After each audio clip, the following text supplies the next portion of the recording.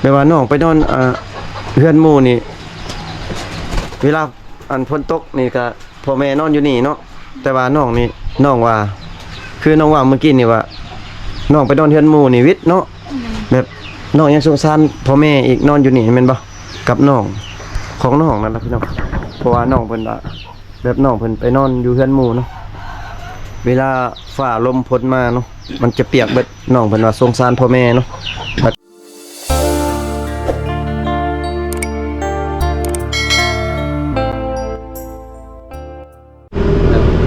สบายดี FC ฝั่งลาวฝั่งไทยเด้อพ่อแม่พี่น้องเนาะยินดีต้อนรับ FC เข้าสู่ช่องบ่าวผู้ไทยบ้านนาแนลคือเก่านะพี่น้องเนาะมื้อนี้บ่าวผู้ไทยสิมาอัปเดตวิถีชีวิตของน้องสาวดีนะพี่น้องเนาะเพราะว่ามีทีมงานบ่าวโกยพาลุยเพิ่นเนาะพี่น้องเนาะเพิ่นพาบ่าวผู้ไทยมาอัปเดตวิถีชีวิตของน้องสาวดีเนาะพี่น้องเพราะว่าตอนนี้บ่าวผู้ไทยก็มาฮอดบ้านของน้องสาวดีแล้วพี่น้องเนาะเป็นจะได้กับไปติดตามชมกันพี่น้องเพราะว่าบ่าวไทยสิขึ้นไปหาน้องอยู่ในเฮือนของน้องเนาะพี่น้องเนาะ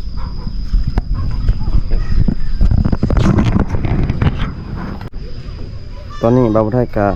มาฮอดพี่น้องเนาะอยู่ในหน้าบ้านของน้องนะพี่น้องอันนั้นจะเป็นเฮือนของน้องสาวดีพี่น้องหลังน้อยๆอะไรพี่น้องอันนี้ก็ซีเมนต์คือซีเมนต์เฮือนพ่อแม่เพิ่นเนาะพี่น้อง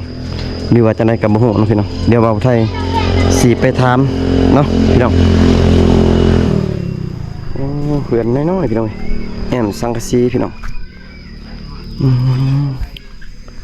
คือสีห่อนแห้งพี่น้องอันนี้เป็นเพื่อนของน้องสาวดีนะพี่น้องเราไปได้กันมาครั้งแรกนะพี่น้องเพื่อนพี่น้องอันนี้เป็นเพื่อนของน้องสาวดีนะพี่น้องเป็นเฮือนหลังน้อยๆนะครับ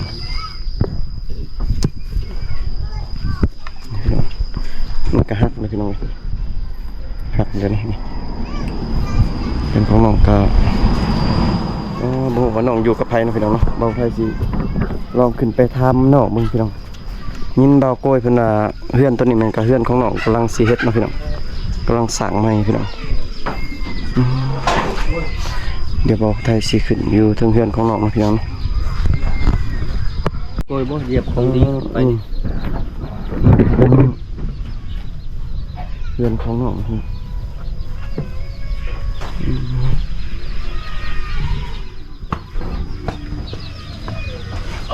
เป็นเฮือนสร้างของน้องพี่น้อง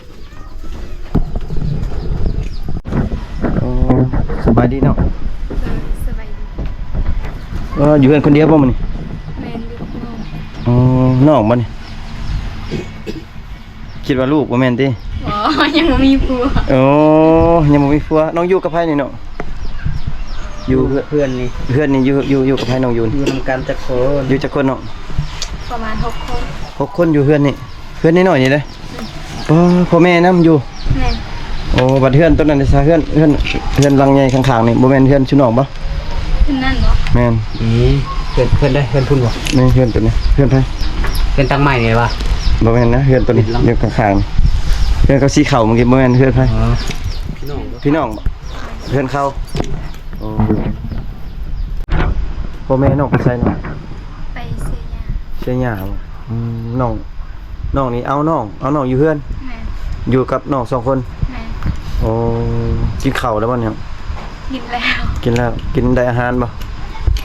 กินกับแจวกินกับแจ่วเนาะ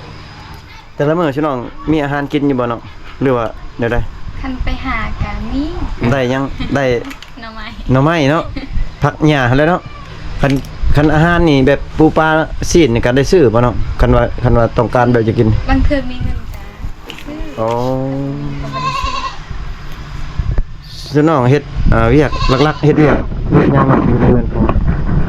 แบบเศรษฐกิจอยู่ในเรือนน้องมีรายได้รายรับแบบใดเนาะไปรับจ้างนี่บ่แม่นเฮ็ดสวนมันเนาะกล้วยเด้เฮ็ดอยู่บ่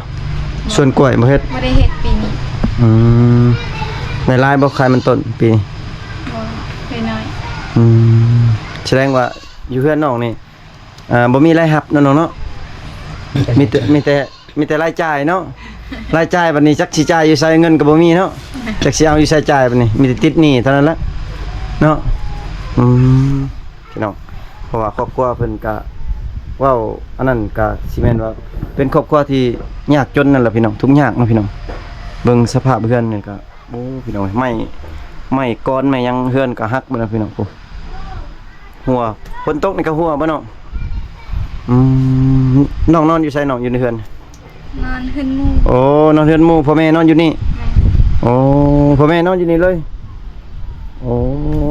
พี่น้องเอ้ยเบิ่งสภาพเรือนของน้องครับเป็นตาอีตนสงสารน้องอยู่พี่น้องเอ้ยเนาะถ้า FC ท่านใดมีความเมตตาเนาะหรือว่าอยากซัพพอร์ตน้องหรือว่าอยากช่วยน้องก็ทักหาทางทีมงานเนาะพี่น้องเนาะทีมงานสิมาเป็นสะพานบุญให้FC เนาะพี่น้องเนาะเบิ่งแล้วก็สงสารน้องอยู่พี่น้องเอ้ยเพราะว่าครอบครัวน้องก็ยากจนพี่น้องข้าวพอกินนี่บ่น้องซื้อบ่แต่ละปี แม่ได้ซื้อตลอดนั่นเรียกได้สำรันแม่ ข้าวนี่เหลือเท่านี้บ่ข้าวนี่ แม่ บ่จานแทนจับเบิ่งขึ้นมึงเด้อจานแทนยึงๆกันมึงเด้อบ่พี่น้องบ่ได้ คนลงคน ประมาณ 6คนกินนี่จักมื้อ 40,000 3-4 มื้อเนาะบ่พี่น้องเอ้ยข้าวนี่เบิดซำนี้เด้อพี่น้องเอ้ยบ่6คนกินพวกพี่น้องบ่อยากอันนั้นเลยบ่อยากจะเว้าเลยเบิดนี่คือเบิดเลยเนาะเฮ็ดได้สิน้องไปซื้อเป็นกิโลกินบ่น้อง ก็ไปรับจ้างเขาแล้วก็ซื้อมา ซื้อเป็นสอบบ่อ๋อพี่น้องเอ้ยก็สงสารน้องอยู่พี่น้องเอ้ยเนาะFC เห็นก็อยากช่วยน้องก็สามารถซัพพอร์ตเพิ่นเด้อพี่น้องเด้อเนาะอีต้นน้องอยู่เฮ็ดแล้วก็อันน่ะน้องสาวดีน้องตอนนี้สถานะน้องยังโสดอยู่มั้ยน้อง โสด โอ้คิดว่ามีแบบผู้ล่มผู้ยังมาล่มแล้วยังบ่มีเนาะน้องก็คิดอยากได้อยู่บ่น้องผู้บ่าวอยากได้ผัวน่ะคิดอยากได้อยู่บ่น้องซ้ำนี่ยังบ่อยากได้เป็นหยังน้อง นั่งยังอยู่ ยังอยากอยู่นำพ่อแม่บ่ แม่ โอ้พี่น้องเพิ่นว่ายังอยากอยู่นำพ่อแม่เนาะพี่น้องแม่ว่าน้องไปนอนเฮือนหมู่นี่เวลาอันฝนตกนี่ก็พ่อแม่นอนอยู่นี่เนาะแต่ว่าน้องนี่น้องว่าคือน้องว่าเมื่อกี้นี่ว่าน้องไปนอนเฮือนหมู่นี่วิทย์เนาะแบบน้องยังสงสารพ่อแม่อีกนอนอยู่นี่แม่นบ่กับน้องของน้องนั่นล่ะพี่น้องเพราะว่าน้องเพิ่นว่าแบบน้องเพิ่นไปนอนอยู่เฮือนหมู่เนาะเวลาฟ้าลมพดมาเนาะมันจะเปียกเบิดน้องเพิ่นว่าสงสารพ่อแม่เนาะแล้วก็น้องนี่ล่ะอยู่ในเฮือนที่นอนอยู่ในเฮือนเนาะพี่น้องเพราะว่าเขาเจ้าจะเปียกเบิดพี่น้องเอ้ยเนาะมันเปียกเบิดเพิ่นว่าเป็นห่วงแต่พ่อแม่เนาะถ้าว่ามี FC หรือว่ามีผู้ใหญ่ใจดีอยากช่วยอยากซัพพอร์ตน้องนี่น้องอยากได้หยังน้องในชีวิตน้องอยากได้หยังแบบอยากให้เพิ่นช่วยนะ อยากได้ในแอมเฮือนนี่ อยากได้ไหมแอมเฮือนอ๋อเป็นจังได๋คืออยากได้เฮือนเป็นไงอยากให้มันแล้วไว้ ยังไงมันแล้วแล้ว อยากอยู่ อยู่ พี่น้อง แม่ก็บ่ต้องยากอยู่เฮือน อ๋อแม่ก็บ่ต้องยากเนาะได้เฮือนเนาะพ่อแม่จะสบายขึ้นเนาะ แม่ พี่น้องเพิ่นว่าจะได้ไม้แอมเฮือนล่ะพี่น้องเฮือนเพิ่นก็เฮ็ดใหม่แล้วแต่ว่ายังบ่มีไม้แอมเนาะพี่น้องเอ้ยในชีวิตเพิ่นว่าถ้ามี FC หรือว่าผู้ใหญ่เนาะอยากซัพพอร์ตก็ซัพพอร์ตผู้ละเล็กผู้ละน้อยล่ะพี่น้องเนาะก็ซัพพอร์ตน้องได้พี่น้องเอ้ยเนาะอันน่ะน้องซาวดีเครื่องนี่แบบเครื่องมีแต่เท่านี้บ่อยู่ในเฮือนน้อง แม่ ผ้าห่มยังก็เครื่องนุ่งเครื่องหยังก็มีแต่ซ้ำนี่บ่น้องบ่แม่นเอาไว้บนอื่นบ่แม่นบ่ บ่ ใช้เครื่องน้องอยู่ใช้เครื่องน้องทางล่างนี่บ่ เครื่องอยู่ โอ้พี่น้องเอ้ยเครื่องอยู่ในเฮือนกับพ่อแม่แล้วก็เครื่องของน้องสาวดีก็มีแต่ซ้ำนี่แหละพี่น้องซ้ำเฮ็ดนี่ล่ะพี่น้องนะนี่เนาะนี่พี่น้องซ้ำกระตานี่พี่น้องกระตาเดียวสิเนาะโอ้พี่น้อง มีคนใบเนาะเป็นตรงเลยไปในกระตาเอา เครื่องก็มีแต่ซ้ำนี่แหละพี่น้องเอ้ยโอ้น้องเคยแบบว่าน้อยใจบ่ครอบครัวเฮาเป็นแบบนี้น้องเคยแบบบ่เคยน้อยใจเนาะ บ่ ก็อยู่ไปเนาะน้องเนาะเพราะว่าเฮาเคยอยู่แบบนี้แม่นบ่ แม่ โอ้ โอ้พี่น้องเพิ่นว่าบ่เคยน้อยใจเนาะแบบว่าครอบครัวเป็นแบบนี้หรือว่าฐานะเป็นแบบนี้พี่น้องเพิ่นก็ภูมิใจเนาะน้องเนาะได้เกิดมาเป็นคนกับภูมิใจแน่นอนเนาะในสมีก็พอแล้ว แม่นๆได้ซ้ำนี้ก็มีแฮงแล้วสู้มีขอแต่มีลมหายใจก็พอเนาะขอแต่บ่ตายก็พอเฮามีมีแฮงเฮ็ดบ่เจ็บบ่ไข้ก็โอเคแล้วคนเฮาเนาะมีแต่สู้ต่อไปนี่ล่ะคนเฮาอันน่ะน้องอันอ้ายขอเบิ่งขอถ่ายอ้อมๆเพื่อนนี่ได้บ่ ได้ สิเข้าไปเบิ่งอยู่ในเฮือนครัวของน้องเลยพี่น้องเอ้ยเพราะว่าเฮือนของน้องนี่มันอยากลวงกันเลยเนาะพี่น้องเนาะบ่อนนอนแล้วก็บ่อนเฮือนครัวเฮือนไผบ่อนอยู่เฮ็ดกินเนาะพี่น้องเนาะแบบลวงกันเลยพี่น้องบ่าวไทยสิไปเบิ่งหัวเบิดพี่น้องเอ้ยเนาะเรือนสร้างของน้องไปสิได้พี่น้องสังเกตเบิ่งไม้ก้อนนี่พี่น้องหักเบิ่งนะพี่น้องนี่จากมานำมาพี่หักเบิดหักมาเลยพี่น้องอยู่เทิงก็มันโดกเบิดละมันโดกมันเปื่อยเบิดละพี่น้องเอ้ย บ้านบางคน พี่น้องเอ้ยเปื่อยเบิดพี่น้อง บางคนบ่ยังกองตาย อันนี้แม่นก็เพื่อนใหม่เพิ่นเนาะเพื่อนที่เพิ่นกำลังสิเฮ็ดใหม่พี่น้องเอ้ยแต่ว่าเพิ่นบ่มีแป้นบ่มีหยังได้ซ้ำนี่ล่ะพี่น้องความหวังของน้องก็อยากได้แป้นนี่ล่ะพี่น้องอยากได้แป้นมาเฮ็ดมาเฮ็ดเฮือนให้มันสำเร็จนี่ล่ะพี่น้องเฮือนของน้องซาวดีพี่น้องอันนี้ก็เป็นเฮือนใหญ่แหละพี่น้องบ่น้องพ่อแม่น้องนอนแล้วก็ทางนั้นทางหลัง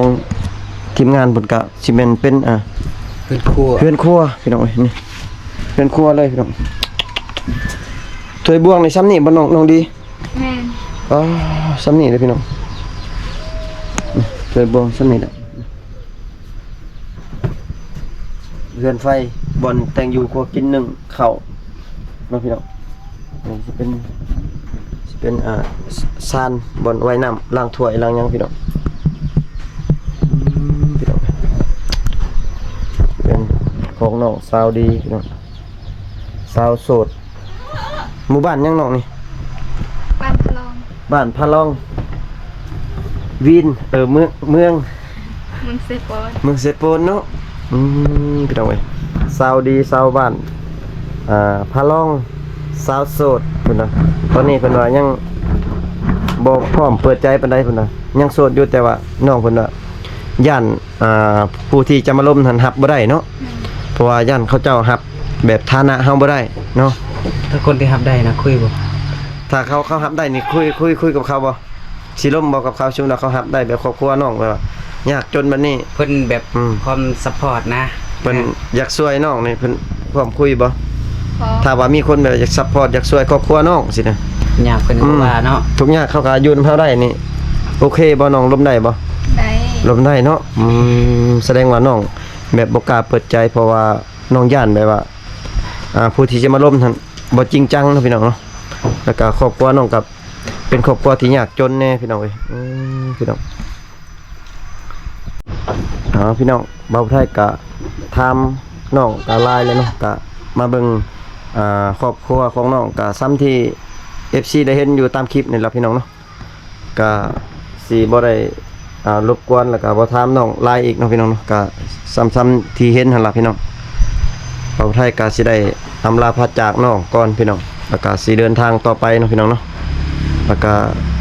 ฝาก FC เนาะกดไลค์กดแชร์แล้วก็